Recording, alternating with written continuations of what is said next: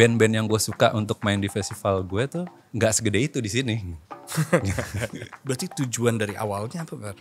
Pingin nonton band-band favorit, kecemplung terus bikin ramai banget ya gitu. Yang datang kayak ternyata tiket kita habis. Lo punya anak, lo bikinin festival buat anak lo. Tapi lo gak bisa ngajarin dia berenang, Fer.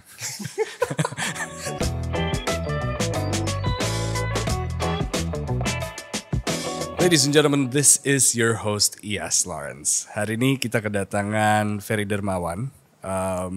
Tapi sebelumnya selamat datang Mas Ferry, apa kabar? Yes, baik.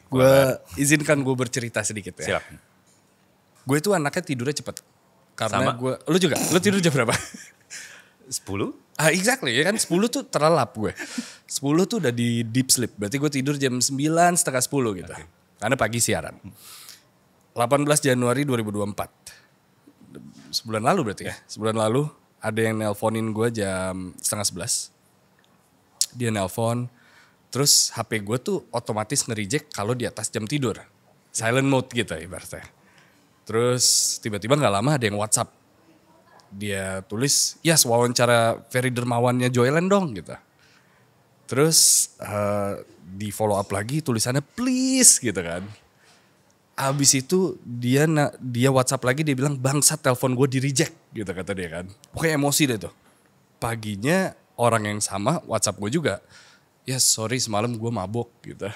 Jadi dia drangkol gue untuk ngasih tahu bahwa suruh wawancara lo gitu. Orangnya adalah Kiki Aulia Ucup. Bangsat. Oke. Orangnya adalah Kiki Aulia Ucup. Si anjing nelfon gue jam 11 malam. Buat kasih tahu please lo bikin podcast sama lo. Apa yang terjadi malam itu sebetulnya? Abal lo atau bukan? Lo pikir baik-baik deh, 18 Januari 2024. Kayaknya sih kita lagi bareng sih. Januari ya. Apa yang sedang terjadi? Kenapa dia bau banget ini terjadi? Gak tahu. Gue sama sekali gak tahu. Cuma yang gue tahu dia mabuk. Iya. Ya gue nontonin aja. Nontonin dia mabuk. Cuman kayaknya itu yang gue pikir. Ya udah, kalau emang lo maksa gue gitu. Gue emang pengen ngobrol sama lo anyway gitu. Cuma dengan ada dia maksa pada malam itu, gue penasaran. Sebenarnya apa yang bisa kita bahas? Pastinya kalau dia bilang Ferry-nya Joyland akan menjadi pembahasan gitu. So let's talk about that briefly di awal dulu gitu. My first question adalah, why is Joyland considered to be the best festival that I know belakangan ini? Orang-orang datang isinya pujian semua. Why do you think that is? Beban ya. Gue juga kurang ngerti. Ya. Kayak anak-anak juga kayaknya pada nggak expect gitu ya. Seperti itu dan ya gue nggak tahu mau mulai dari mana gitu, kayak banyak pertanyaan gitu kayak. Gue sulit juga ngejelasinnya, cuman emang kita bikin apa yang kita suka aja gitu. Tapi lo setuju dengan hal itu bahwa Joyland penuh pujian? Enggak juga. Oh ya? Enggak juga. Emang ada kritikan tentang Joyland? Kayak edisi terakhir tuh banyak kritik juga soal rundown. Oke. Memainkan headliner di akhir gitu katanya. Terlalu malam gitu. Karena bawa anak kali ya. Ya. Gitu. Cuman ya udah. Iya. Dan itu mungkin hal-hal yang menjadi pertimbangan buat lo bikin Joyland selanjutnya gitu. But Joyland sendiri, this is nothing new. I mean, this has been around for over 10 years now. Ya, Meskipun lo ada vakum. Vakum berapa lama berarti itu? Terakhir 2013, terus kita mulai lagi 2019. Ya, 2019. Berarti a good 6 years jeda gitu. Dan akhirnya jeda lagi karena pandemi waktu itu. Dan comebacknya luar biasa sekali gitu. Kenapa bisa comebacknya segila itu mungkin pertanyaannya? Enggak juga sih sebenarnya. Kita mulai Joyland itu karena waktu itu 2012 kalau nggak salah ya. Yang awalnya sebenarnya Joyland itu dari satu panggung dari festival kolaborasi yang kita bikin tahunan. Waktu itu 2009 sampai 2012 namanya Jakarta Atmosphere. Isinya itu satu hari ada 4 penampil kolaborasi gitu. Kayak contohnya yang senior dan yang aktif saat itu gitu. Kayak misalkan si Cosplus sama The Brandals gitu. Si God Bless sama Navikula dan Sore sama Ebit Gyade gitu. Pada saat itu Sore masih belum selevel Ebit Gyade ya. Sekarang udah kan soalnya. Iya. Sekarang mereka yang senior soalnya. Habis itu ya itu karena kita venue-nya selalu pindah-pindah. 2011, seingat gue 2011 itu kita di tenis indoor. Terus karena si show-nya itu kan kolaborasi mulainya malam. Terus kayaknya perlu naruh kayak welcoming stage di depan. Kita bikin deh ini yang karena kalau yang ke dalam tuh kolaborasi lumayan serius dan menyimak gitu. Yang di depan yang lebih santai-santai, band-band yang seru gitu. Kayak yang main tuh Serdendi gitu-gitu. Waktu itu namanya Joyland Stage gitu. Abis itu kok kayaknya seru juga ya main-mainan begini gitu. Tahun depan kita bikin festival sendiri Joyland. Itu dari satu panggung itu. Wow. Trial and error? Pasti. Sampai sekarang. Wow. Coba aja terus. Gila. Berarti if we go back, sebenarnya jurusannya nggak ada di seni sama sekali ya? Gue enggak. Gue kuliah bareng si Kiki. Yaitu ekonomi, ya kan? Tapi cinta di musik dan bergaulnya kurang lebih di dunia musik. Gue nggak bilang itu juga ya. Mungkin ya musik selayaknya semua orang gitu pasti tiap hari bersinggungan gitu suka dengerin musik gitu. Cuman gue juga suka datang ke festival musik, konser musik gitu. Memang ada beberapa momen yang bikin gue punya ketertarikan lebih gitu. Bikin show seperti ini persiapannya gimana gitu. Terutama mungkin waktu itu pas kita mulai karena konser kolaborasi. Jadi gue waktu itu lumayan tertarik sama yang sesuatu yang sifatnya kolaborasi gitu.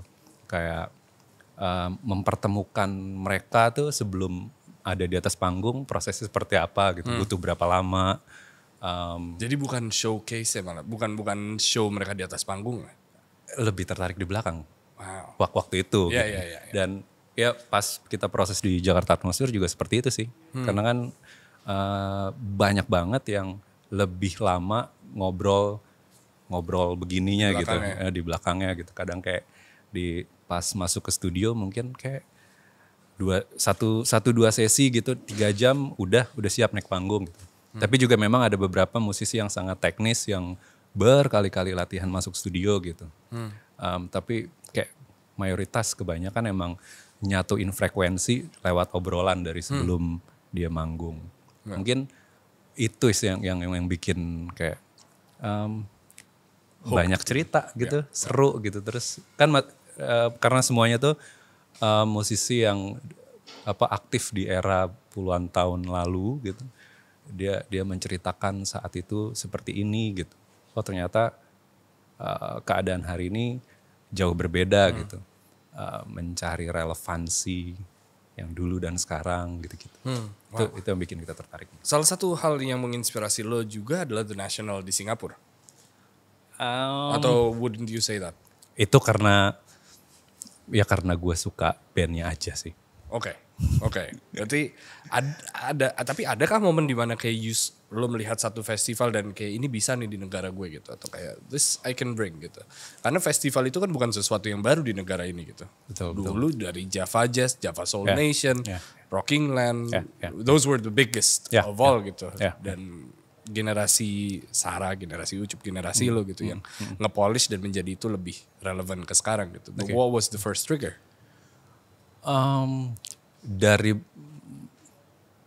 Dari banyak sumber sih ya.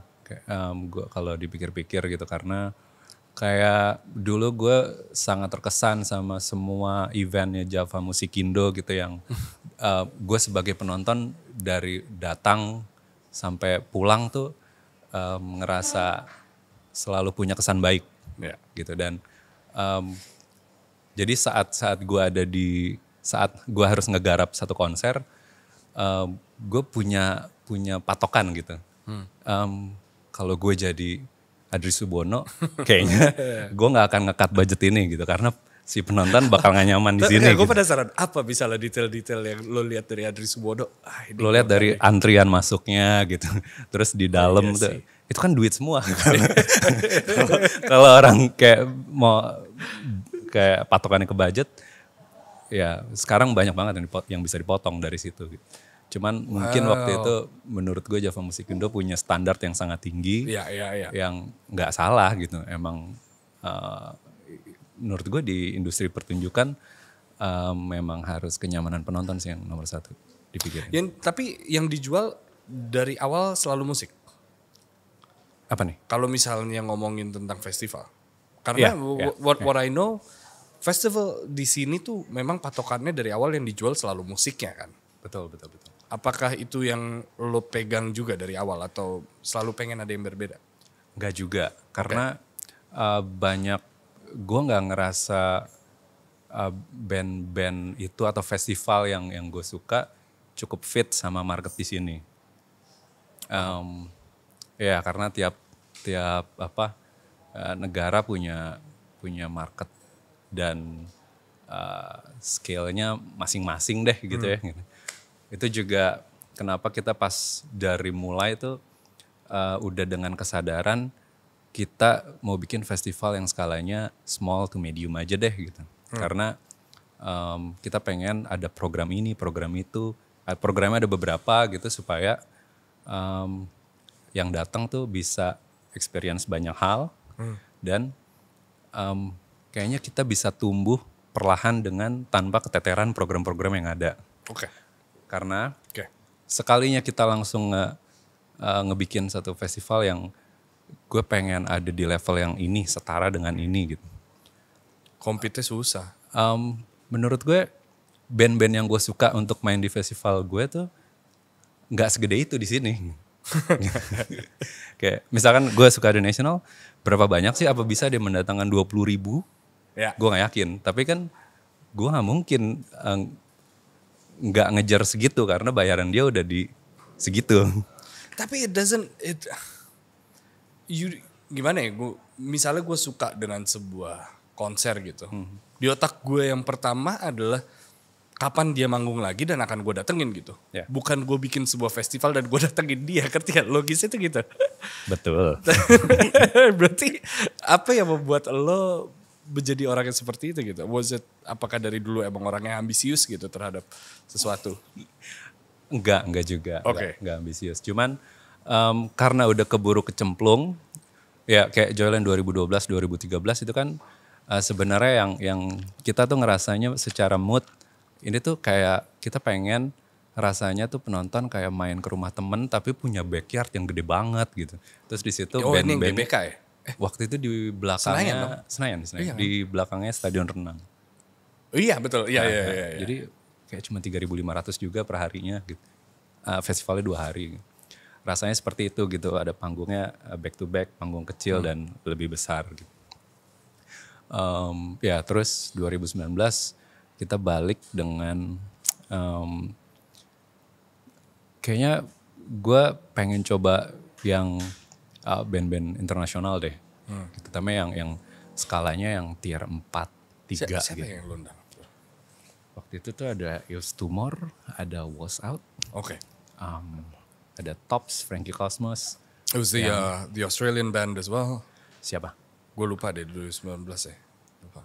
Siapa yang dari sana? Atau 2002. Lupa lagi. 19 gitu. Tapi ya akhirnya tier 4 yang lo undang waktu itu. Ya dengan kesadaran seperti itu sih. Ya. Dan gue pengen menikmati gitu karena ya kayak yang tadi gue bilang, gue kayaknya terlalu ambisius deh kalau kita matok yang langsung yang apa Java di Jazz level apa gitu. Kayak gue secara kemampuan, secara tim juga nggak merasa punya kapasitas seperti itu. Berarti tujuan dari awalnya apa, Bar? Pingin nonton band-band favorit. Bukan duit. Duit ngikutin. Ya. tapi nggak bisa dipungkiri dong bikin sebuah acara ya Mahal. Iya mahal dan gue bukan gak mau balik modal doang. Gue pengen seenggaknya bisa ada runway buat bikin tahun keduanya atau tahun ketiganya kan. Tapi yang lo utamain kan dari tadi adalah band tier 4 nggak begitu rame, acaranya secluded gitu kan di tempat-tempat mainstream seperti J Expo gitu. Ya gue sebagai sponsor ada proposal acara dengan tier 1, ya gue akan kesana gitu. But why did you manage to do it sampai sekarang gitu? Mungkin kayak spiritnya emang kayak maraton gitu ya, nggak bisa satu kali merasa harus udah Cuan. kepetik gitu ya. Walaupun sebenarnya di 2019 juga kita nggak rugi gitu. Cuman ya banyak catatan lah gitu. Oh ternyata kita kedodoran di bagian ini ya. Ternyata bagian ini masih bisa lebih Di cut down. gitu kayak gitu-gitu. Sampai ya perlahan lah gitu apa. Tahun keberapa? Gue penasaran banget. Tahun keberapa akhirnya lo merasa bahwa oh kita sustain nih? Kalau ditanya sekarang juga ada ya rasa-rasa insecure-nya gitu.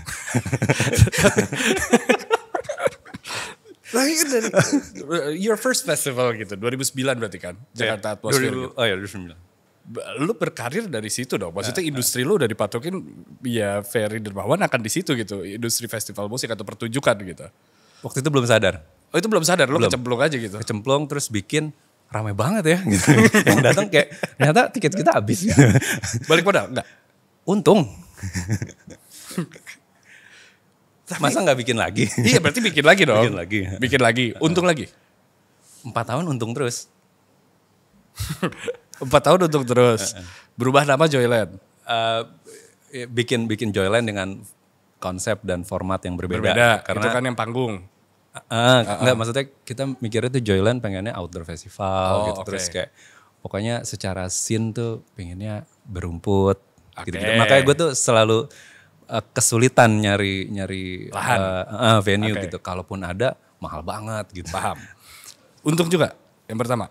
2012. 2012, 13 untung. 19 untung. Berarti format orang-orang ketika bikin event gak untung tuh apa ya berarti Fer? Salahnya di mana berarti menurut lo? Ekspektasi. Mungkin karena festival tuh cash flow yang paling mengerikan sebenarnya kan.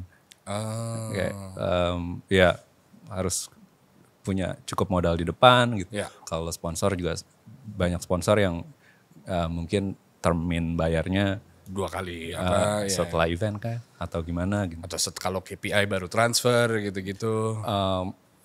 Gak usah didengerin yang kayak gitu. Tapi ada kan? Ada kan? Ada kayak data kalau kita. Ya, kita beda frekuensi deh. Oke. Berarti untung terus gitu alhamdulillah. Berarti nggak ada alasan buat lo sebenarnya break di 6 tahun itu. Kecuali alasan pribadi lo. Mungkin personal menikah, terus Punya punya anak. anak. Terus kayak merasa kayaknya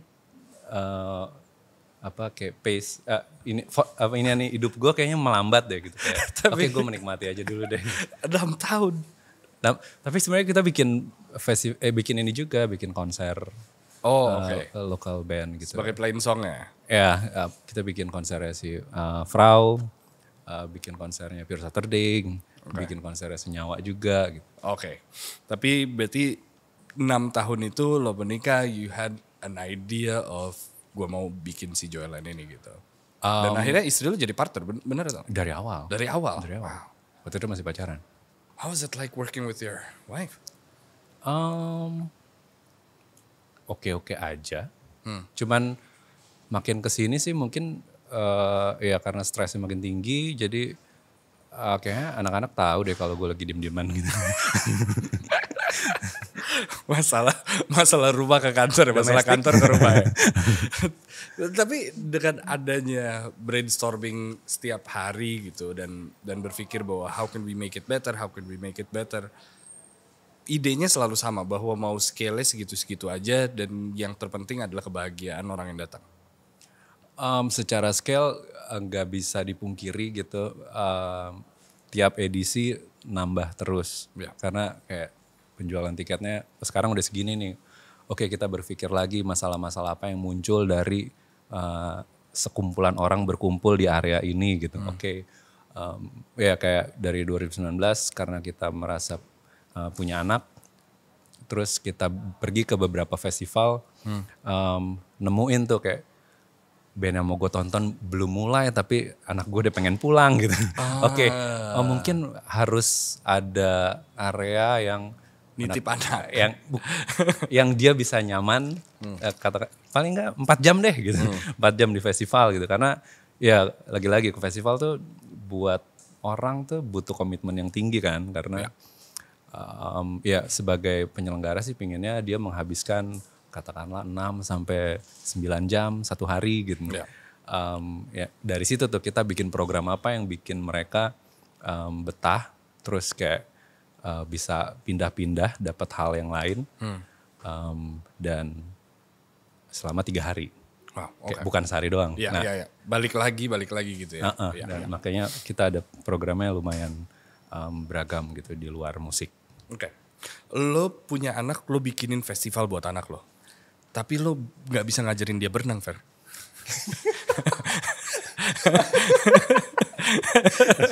Lo bisa bikinin dia festival tapi lo gak bisa ngajarin dia. Oke. Karena gue gak bisa berenang. Iya itu.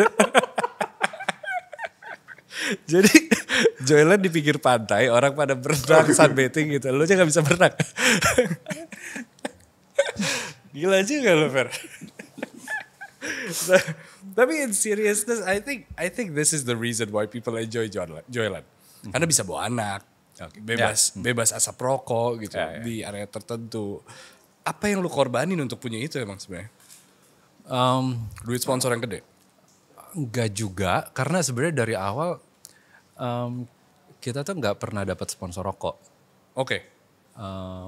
Oke, ya mungkin emang sponsor rokok, masih sponsor terbesar lah di industri musik di Indonesia gitu ya. Tapi dia mungkin nggak melihat, ya mungkin belum aja gitu ya. Terus kayaknya kita punya keleluasaan nih gitu. Bukannya kita anti, tapi emang di beberapa contoh festival di luar negeri juga sebenarnya seperti itu. Kalau mau ngerokok atau alkohol ya ada areanya, mereka nggak bisa keluar dari area itu. Cuman mungkin di sini tuh dianggap lo anti rokok. Gitu. Sebenarnya nggak juga gitu. Iya semua festival di luar negeri seperti itu kok gitu. Nggak bisa ngerokok sembarangan gitu. Minum juga ada yang bisa, ada yang enggak. Sama aturan dari negara atau kotanya masing-masing juga kan. Gitu. Sampai udah beberapa edisi akhirnya mungkin gue tuh baru ada sponsor rokok di 2022 dan mereka masuk ke kita dengan penuh kesadaran. Kalian kan family friendly. Gitu. Kita dapat, kita boleh apa ya, titik-titik smoking area kalian boleh kita Brandingin. Branding nggak gitu. Jadi emang udah nggak pengen ada di mana-mana gitu. Paham. Udah dengan kesadaran. Berarti kesadarannya dibangun karena sebuah keterpaksaan. Iya dong, iya kan? Dan itu that's the way to do it berarti kan? Ternyata. Wow. Karena jarang sekali loh, maksudnya ada brand yang bisa diatur oleh acaranya. Bukan acaranya diatur oleh brand. Iya kan? Iya gak sih? Oke. Ya, itu yang gue tahu gitu. Yang pada akhirnya sekarang ternyata bisa gitu. And I think that's the way to do it gitu agar semuanya nyaman. Tapi dari satu festival ke festival lain setelah pandemi kita lihat, I think akhir tahun 2022 duit orang pada ke festival semua. Betul. Pestapora, Synchronize, Soundray, were they back? Iya, they were back ya kan waktu itu pada saat itu. Dan banyak sekali fase itu festival gagal juga gitu. Betul. Itu fase apa yang terjadi pada saat itu benar, Fer? Gue ngelihatnya tuh di industri musiknya tuh memang ramai pemainnya. Tapi sebenarnya promotor tuh nggak banyak. Oke. Mungkin gini kali ya, konteksnya ada banyak orang yang aktif di industri musik bikin satu event, mungkin dia tuh event organizer gitu, atau emang agency yang memang ada brand di belakangnya yang nitip untuk dibikinkan apa yang campaign apa yang bisa efektif di tahun ini bisa mendatangkan sekian ribu orang gitu. Kayaknya musik deh. Orang lagi butuh musik karena kita baru dibuka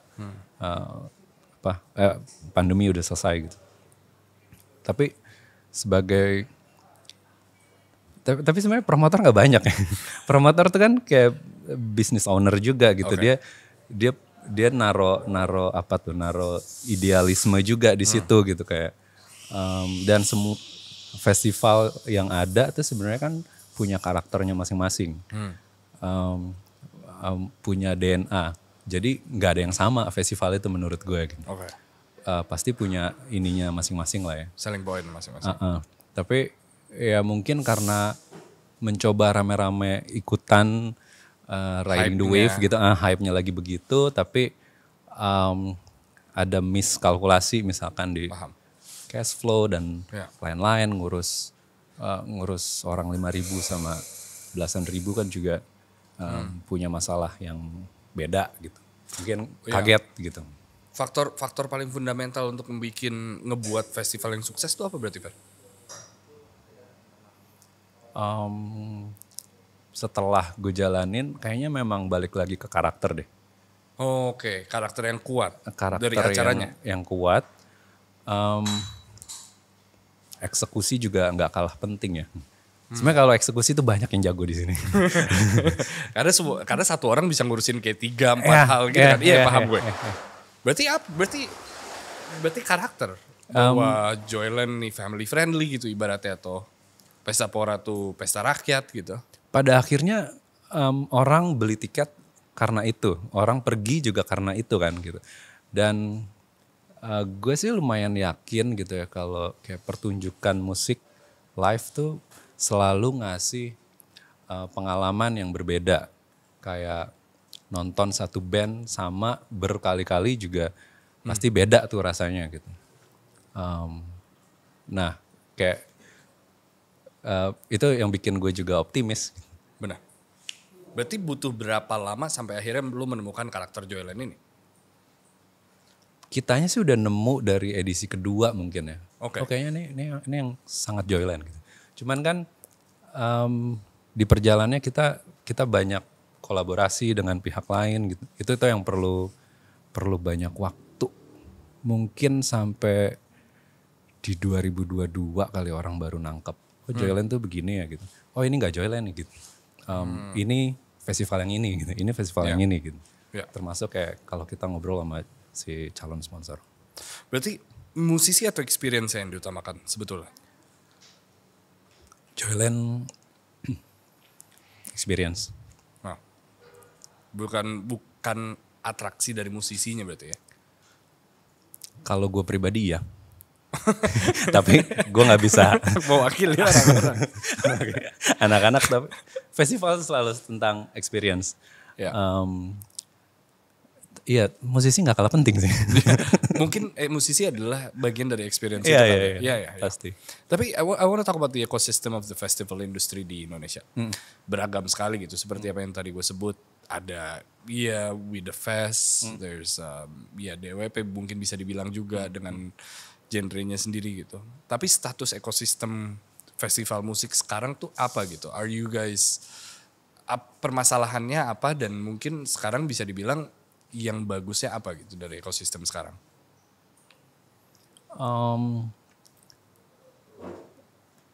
Ekosistemnya tuh rame, riuh, tapi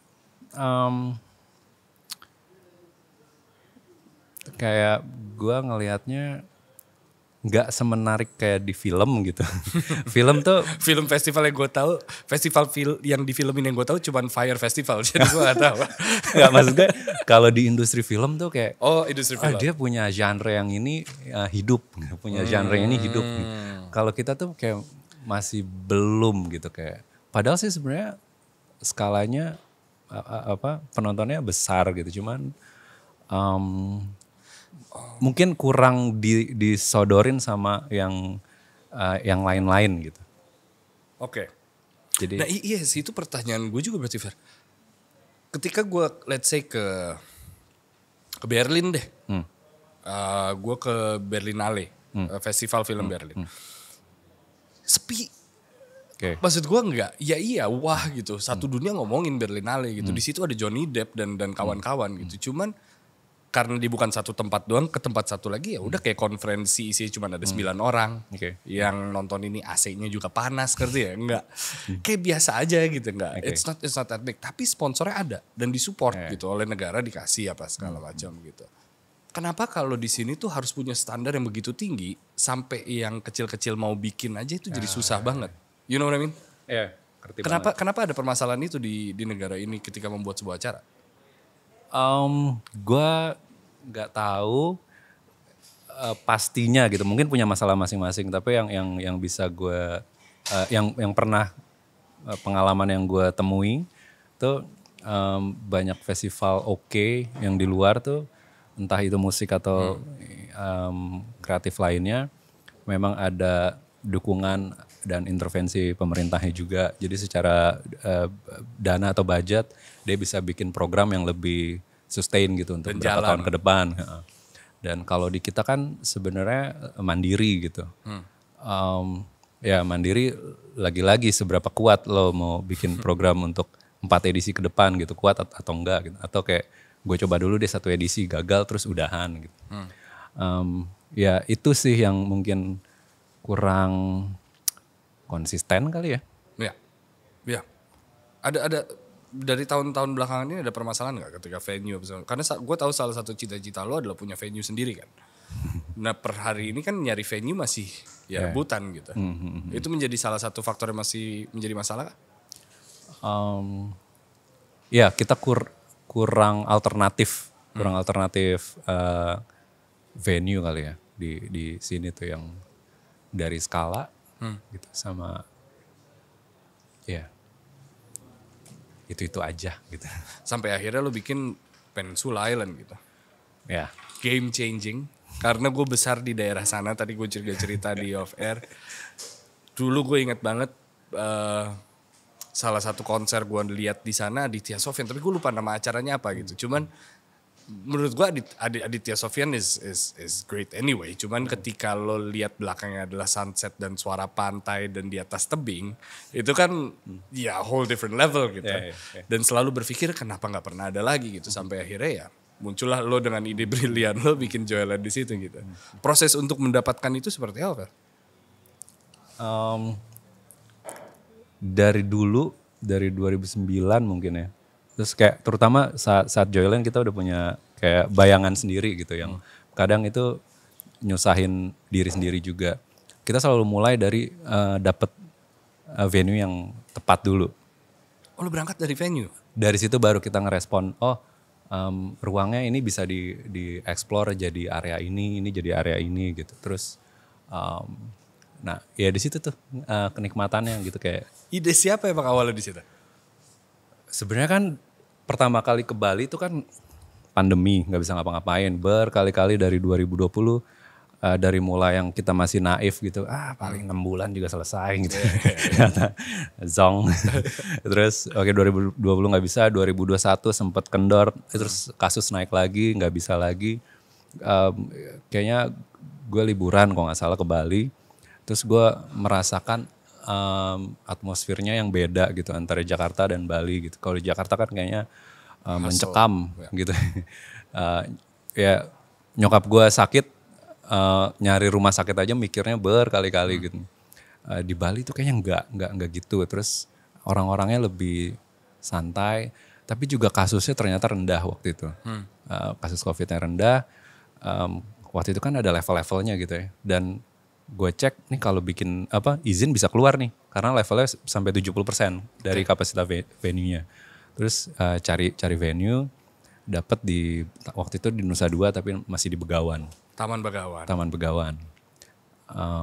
Ya bikin di situ rame. Taman Begawan tuh gue inget Jason Mraz 2000 berapa ya, 2009, 2008, gue inget banget tuh era itu. Gila. Ya it was life changing juga sih di situ. Ya gak sih kayak ya janjiin I'm yours tapi belakangnya laut dan sunset Santai. gitu ya. Ya. Anyway, Taman Begawan kemudian? Taman Begawan habis itu ya kayaknya kita dapat formulanya nih di Bali gitu. Terus nggak mungkin nggak dilanjutin ya. Tapi kita sebenarnya kan harus Cuan ini kan berarti. sebenarnya kan ini kayak kita belok aja gitu karena keadaan gitu. Tapi ternyata bisa kok bikin dua kali 1 tahun kan yang vibes-nya beda gitu. Ntar secara program gue bisa jadi main-main juga gitu. Kalau di Jakarta secara line up dan program gue bisa ngarahinnya ke sini, tapi kan, yang Bali sorry, itu beda. kan bukan formula yang baru karena dari We The Fest dulu kan seperti itu bukan? Sunnyside. Oh, oke. Iya, iya Itu bukan? kan kayak side event Oke. yang lebih ke 1 sampai 3 performer aja Iya. gitu kan ya. Tapi kalau ini kan festival yang 3 hari gitu. All different level ya. Terus ya udah, terus kayak tahun depannya kita harus bikin nih gitu. Bikin tapi ternyata penjualan tiketnya lumayan gitu. Kita nyari venue yang beda nih. Dan kita tuh bosenan. Kayak Joyland Jakarta tuh venue-nya tiap tahun pindah. Iya. Nggak pernah sama. Bali juga gitu pindah. Baru tahun ini aja yang ngerasa kayak kita bisa terus di sini sih gitu. Karena Flow-nya enak banget. udah enak banget gitu. Jadi ya udah di Bali dapat lumayan berhari-hari bengong di situ gitu, dapat panggungnya di sini. Kalau band main di saat sundown efeknya kayak gimana gitu. Terus kalau malam mungkin kita bisa turun ke pantai, bisa jadi panggung juga tuh gitu. Dan enaknya tuh gitu kalau kita bisa mainin suasana gitu. Ya. Waktu sama ruangnya kan bisa macam-macam. Dan itu kan nggak pernah ada acara di situ. Setahu gue jarang banget itu. Berarti who do you Corporate run to? event tuh Iya kan? banyaknya. Who do you run to pada saat itu? Gue lupa lagi waktu itu siapa yang idenya ke sana ya. Lupa deh gue. Tapi maksudnya when you want it you get it gitu ibaratnya ya. Kayak mungkin lo mau itu ya gue dapet itu gitu. Dan akhirnya dapet Iya karena venue hal paling utama. oke. Gue penasaran dengan setiap gue tahu berapa festival creator kayak lo Ucup gitu kan atau lo Sarah gitu yang beli performer gitu. Gue selalu penasaran cara beli performer itu gimana gitu. E-commerce-nya tuh kayak gimana sih sebetulnya? Ini juga jadi penting buat netizen. Karena setiap ngelihat ada artis mampir ke sini gitu, periode beda seminggu bisa kali gitu. Padahal secara ini tidak sesimpel itu, tidak kayak Oke, prosesnya gimana berarti? prosesnya itu yang butuh panjang. Ya, mungkin minimal juga 6 bulan kali kita untuk ngebooking satu artis. Semakin gede semakin panjang tuh, karena artis di level tertentu gitu mungkin gue hanya mau tour 1 tahun dipenuhin 1 tahun tuh dibagi tuh kayak benuanya mana dulu gitu. Gue ngambil 3 benua aja deh 1 tahun ini, abis itu dia mungkin nggak tour selama 3 tahun ke depan. Kalau udah punya album baru terus baru mau tour segala macam gitu. Kayak beberapa misalkan sebagai contoh aja gitu ya, satu artis tour ke Australia yang mungkin dapat 5 titik, abis itu ya nggak segampang itu kita mau tarik ke sini gitu, walaupun dekat. Bahkan yang di Asia pun juga seperti itu kadang ada. It doesn't work that way berarti? Nggak sesimpel itu, emang Berarti- butuh berbulan-bulan. Berarti prosesnya gimana gitu? Seperti lo ngangkat telepon terus nelfon agent atau? Enggak juga sih. Kita selalu punya list yang kita mulai dari dulu 2019 kayak 10 artis yang pengen banget ada di festival gua gitu. Tapi kan itu mimpi jatuhnya. Mimpi, tapi semuanya gue coba tiap edisi. Ada yang nyangkut, ada yang enggak. Tahun lalu Flip Foxes ya? Fleet Foxes juga itu kan sebenarnya agak maksa karena dia sedang tidak tour. Iya. Tapi gue coba dari beberapa edisi sebelumnya emang nggak mau gitu. Nggak tahu kenapa yang kemarin moodnya lagi mau. Lagi gitu. mau. Mau oke, kita coba gitu. Terus ya udah tanya beberapa teman-teman promotor di Asia gitu, ada yang mau barengan nggak gitu. Terus kayak, Oh gitu. nah Emang jatuhnya apa PT-PT? Enggak kan? itu mungkin jadi pertimbangan buat si artisnya. Oke, gue terbang, gue keluar katakanlah 10 sampai 14 hari, gue dapat misalkan 3 festival dan 2 headline show di 2 kota berbeda. Jadi sekali Cuannya, jalan iya. dapat 5 secara Revenue. gue nggak tahu deh. Setahu gue mereka kan bayar orang tuh per hari ya, bukan kayak per gig gitu. Paham. Jadi mungkin berat ya di situ juga, apa cost produksinya tinggi dan lain-lainnya juga sih. Iya, misal James Blake gitu deh, dia mau datang ke sini gitu. Gua tahu dia lagi tour. Enggak, Enggak kan? enggak. berarti prosesnya gimana gitu? Ya itu lagi-lagi sebenarnya nama-nama itu udah gue coba dari beberapa edisi sebelumnya yang gue coba. Ini tadi gue mau ngomong kalau kayak kita apa ya korespondensi gitu dengan beberapa promotor atau music director dari beberapa festival yang berdekatan tanggalnya sama kita. Tapi ada beberapa nama tuh sebenarnya mereka tuh fans mentok, cuman mereka sadar gue nggak bisa mainin dia di festival gue gitu, karena ini nggak generate sales nih. Iya, oke. Gue nggak tahu Tapi bagaimana. sama mahalnya. Iya. Tapi gue nggak tahu bagaimana perhitungan mereka, karena di gue perhitungannya masih masuk gitu. Kayak misalkan yang Jakarta tahun lalu gitu ya. Apa yang lu korbanin deh, Pak? Nggak ada yang gue korbanin. Jakarta tahun lalu announce Interpol, sales di luar ekspektasi, ternyata bagus banget gitu. Apa pembelinya banyak banget. Gue udah tahu, gue masih punya 1 peluru padahal gue punya Always yang ini penontonnya beda nih sama Interpol gitu. Interpol mungkin generasi gue gitu yang milenial. Yang di bawahnya masih ada Always nih. Oke, gue tembak dulu deh Always. Salesnya 2 kali lipat lagi. Jadi banyak terus. Oke, ini udah oke nih secara belanja, gue nggak perlu lagi. Tapi gue masih ada sisa budget. Gue full-fullin deh ke Split Foxes. Kapan lagi? Gila. Runway lu sepanjang apa? Soalnya kayak Interpol kan gue deal 1 tahun sebelum. Ya. Karena sebelum-sebelumnya nggak bisa, terus Interpol tuh kan main Jolin Jakarta November 2022.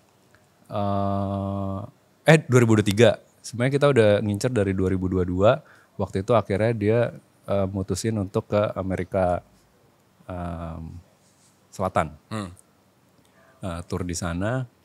Tapi nggak lama setelah itu dia bilang, oh tanggal Jakarta lo kapan gitu. Gue bisa mulai routing dari titik lo deh gitu. Akhirnya ya udah. Dia ngambil Joyland dulu, terus cari deh tuh yang lain-lain ke Bangkok dan Tapi lain-lain. pertanyaan bodoh gue nih ya. Dari semua list yang lo punya gitu. Ibaratnya list gue Sal Priadi gitu. Ya kan gue tahu gue hubungin Triwardoyo. Di Instagram bio dia ada gitu. Ya. Ya terus kalau artis-artis luar negeri ini, what do you do? Kadang aja tuh di website mereka nggak, semakin gede bandnya semakin nggak naro kontak. Iya, betul.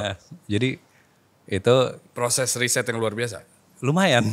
Tapi sebenarnya ada beberapa website yang menjual akses data. Betul. Itu tuh beneran berarti. Cause this was my case ketika gue nyari narasumber luar negeri gitu. Banyak agency yang kayak you wanna call siapa? Jack Black gitu. We got his manager atau talent number gitu. But you gotta pay. Berarti that's true. Ya, betul. What if I pay and it's not right? Most likely enggak. Atau emang itu yang harus diresikoin? Iya mungkin, tapi enggak kok. Lo bisa ngerasain kok saat lo tektokan sama ini. Oh ini kayak agent yang tepat gitu, bukan middle agent, bukan. Tapi kadang-kadang juga agent yang tepat, terus dia ngelempar lagi gitu untuk urusan.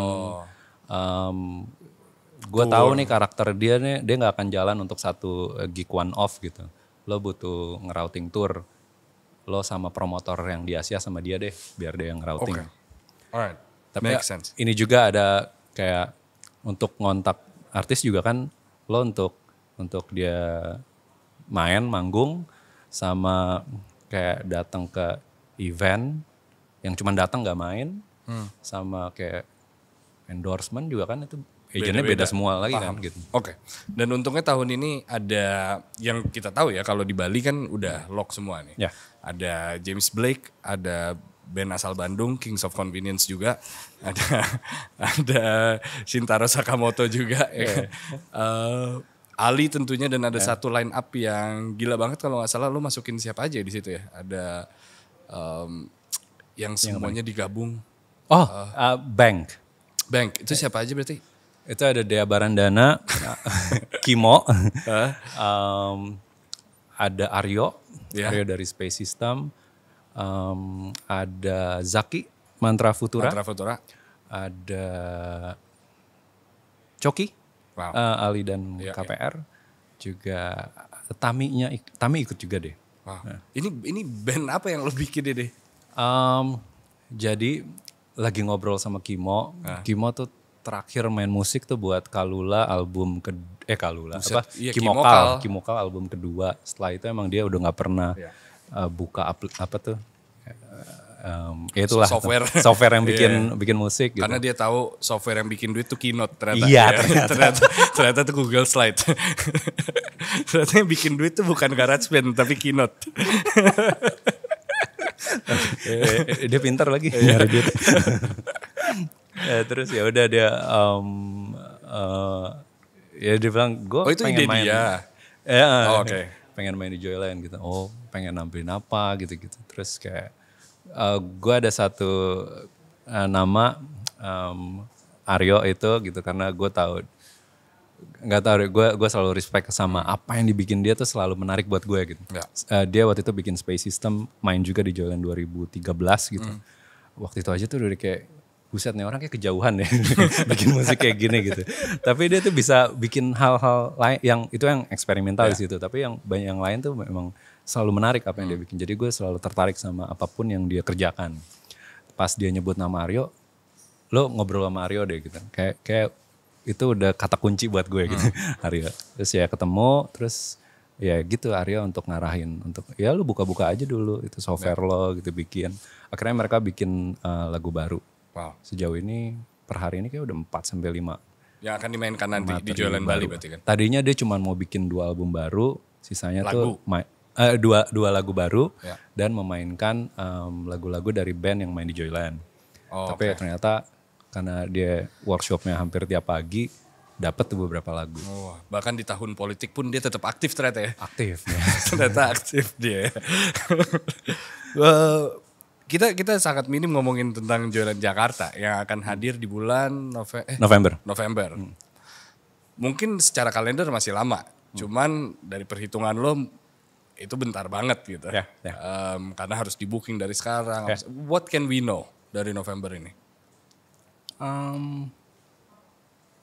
Kita udah dapet tanggal, venue juga udah dapet, cuman kita band juga beberapa udah dapet. Yang di tier 1, tier 3 juga udah dapat yang internasional. Ada yang bisa lo spill? Jangan. Gue gak mau main sama ekspektasi orang gitu. Karena yang kemarin. Tapi galak gak sih netizen, gue penasaran deh. Sebelumnya tuh enggak, tapi. Siapa yang ngerusakin makin kesini, gue gak tahu. Kayak, gak tahu deh. Enggak, siapa yang ngerusakin? Enggak. Kayak, gue dari dulu tuh seneng nge-share musik atau lagu-lagu yang lagi gue dengar gitu. Gue lagi suka banget sama band ini, sama musisi ini gitu. Gue share gitu. Kadang suasananya gitu merasa gue lagi ada di mana, terus kayak dengar lagu ini bagus deh, terus gue share. Terus belakangan tuh suka dimain-mainin untuk next Joyland gitu. Terus itu jadi tadi kan gue nggak ambil pusing gitu. Cuman kayak suka di forwardin. Sekarang kayak gini nih, begini gitu. Terus kayak, cuman kerasanya tuh di ekspektasi orang aja gitu. Kayak, kayak lo ketinggian deh ekspektasinya gitu. Tapi tadi ekspektasi gue tinggi banget, lo bilang ada tier 1. Tier 1, November. Belasan? Apanya? Tanggalnya? Udah tahu belum orang-orang? Akhir bulan. Akhir bulan. Berarti ini silakan teman-teman untuk ngelihat siapa yang lagi tour gitu-gitu. Efektif gak sih sebenarnya? Atau balik lagi ke tadi? Efektif sebenarnya? Gue lebih suka yang kayak gitu, emang nyari tahu gitu. Oh, iya. Nggak cuma asal nebak. Oke, berarti itu yang bisa kita tahu. Kalau venue pun kita belum tahu juga. Gue selalu suka daerah Senayan. Lo selalu suka daerah Senayan. Setuju sih. Walaupun mahal. Ya. Dan November dan mungkin bisa dibilang ini adalah Joyland yang kurang lebih mirip dengan tahun lalu kali ya. Maksudnya family friendly, smoke free atau bahkan smoking area khusus. It's pure fun. Fer, thank you for doing this. Terima kasih sudah hadir. Mungkin terakhir pertanyaan dari gue adalah rasa adiksinya membuat festival. Yang gue gak pernah tahu rasanya atau teman-teman yang sedang mendengarkan gak tahu rasanya gitu. Lu bisa ngejelasin gak sih rasa adiksinya seperti apa? Hampir di semua bidang kali ya kita pasti akan menemukan itu sampai yang kita sadar kayak gue bisa ngelakuin ini untuk belasan atau puluhan tahun ke depan. Gue bisa, kayak ini bisa jadi karir gue deh gitu. Terus kayak gue bisa hidup dari sini deh. Kayaknya bisa ada uang yang menghidupi gue deh dengan gue melakukan ini gitu. Kurang lebih kayak gitu ya. Kayak lo bikin Magnatos pasti lo punya wishlist. Betul. Tapi mungkin kalau lo kan kayak lo bisa nikmatin acara lo sendiri gitu. Lo bisa interview Iya bener juga sih. Gita Wirjawan, Aryo Bayu gitu kan. Itu kan dari dalam. Iya benar. Yeah. Cara menikmatinya bisa beda-beda ya. Yeah. Wow. Ferry, terima kasih dan semoga lo juga bisa latihan berenang setelah ini ya. Biar bisa. Nggak harus. Berendam aja. Kalau gitu gue Yas Lawrence. Ferry Dermawan. And I'll see you guys next week. Bye-bye.